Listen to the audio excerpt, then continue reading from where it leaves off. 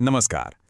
જરા વિચારો, એક વેપારી કંપની જે વેપાર કરવા આવી હતી એણે 100 વર્ષ સુધી આખા દેશ પર રાજ કર્યું અને પછી અચાનક જાણે આખો દેશ એની સામે ઊભો થઈ ગયો.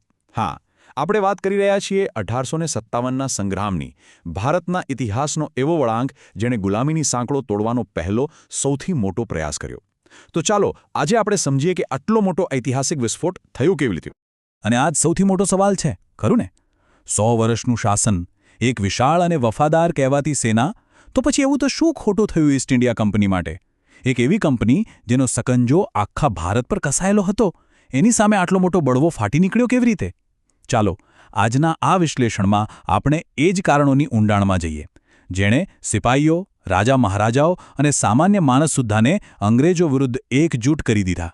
જો 1857નો આ સંગ્રામ છે ને, એ કોઈ એક રાતમાં બનેલી ઘટના નહોતી. ના, બિલકુલ નહીં.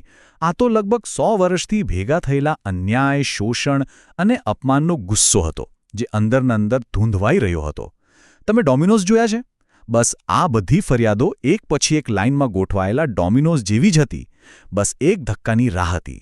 તો ચાલો જોઈએ કે આ ડોમિનોઝ હતા કયા.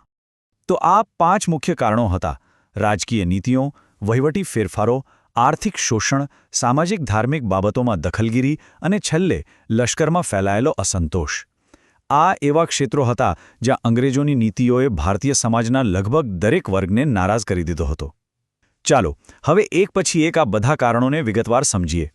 શરૂઆત કરીએ રાજકીય કારણોથી.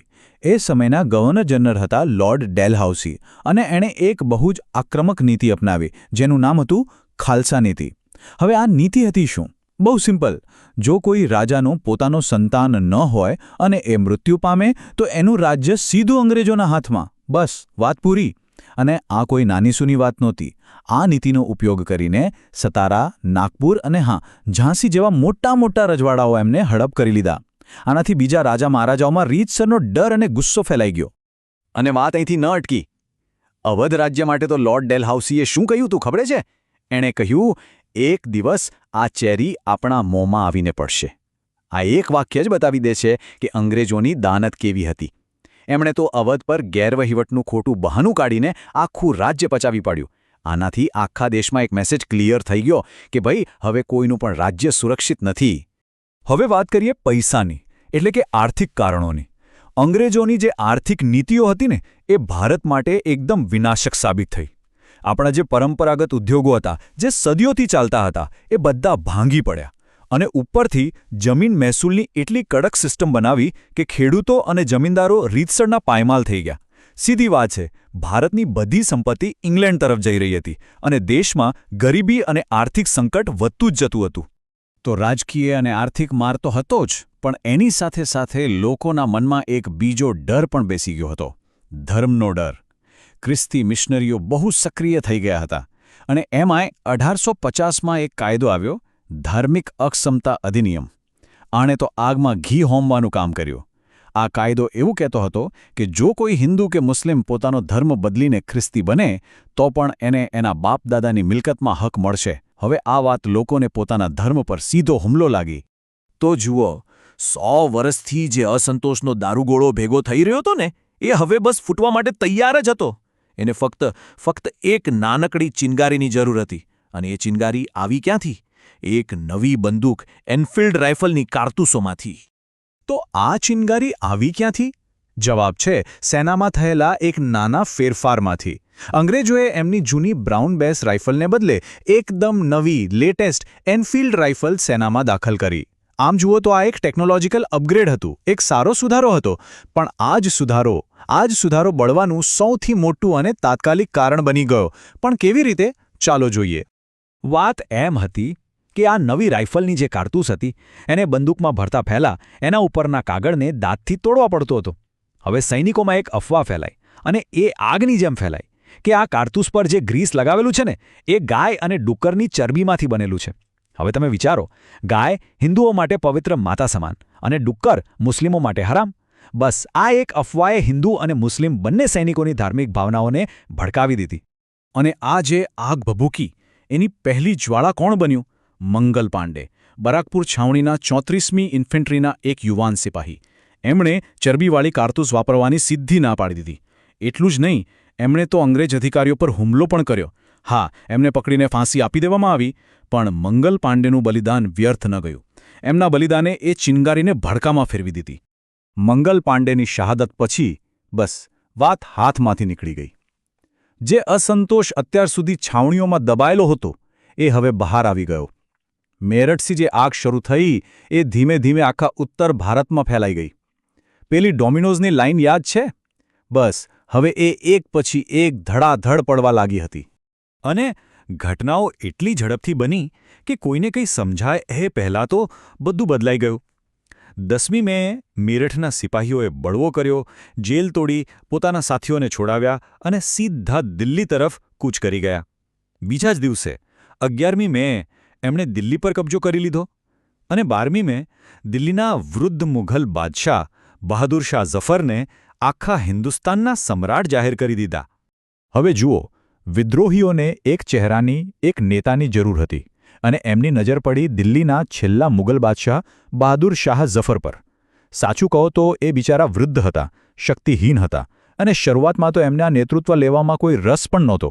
પણ એ એક પ્રતીક હતા, હિન્દુ મુસ્લિમ એકતાનું પ્રતીક, અને બસ એમના નામે જ આખા ઉત્તર ભારતના વિદ્રોહીઓ એક ઝંડા નીચે ભેગા થવા લાગ્યા.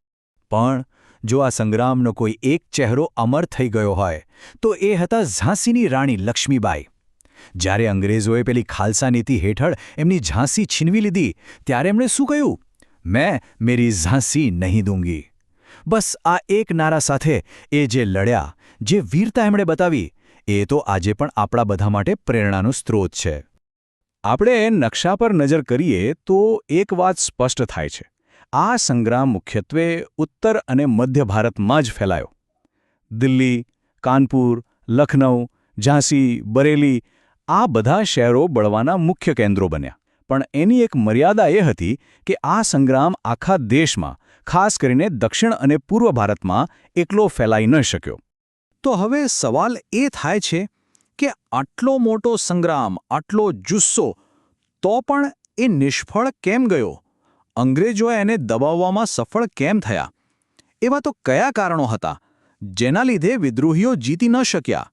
ચાલો હવે એની સમીક્ષા કરીએ. નિષ્ફળતાના કારણો એકદમ સ્પષ્ટ છે જો આપણે બંને પક્ષોની સરખામણી કરીએ તો.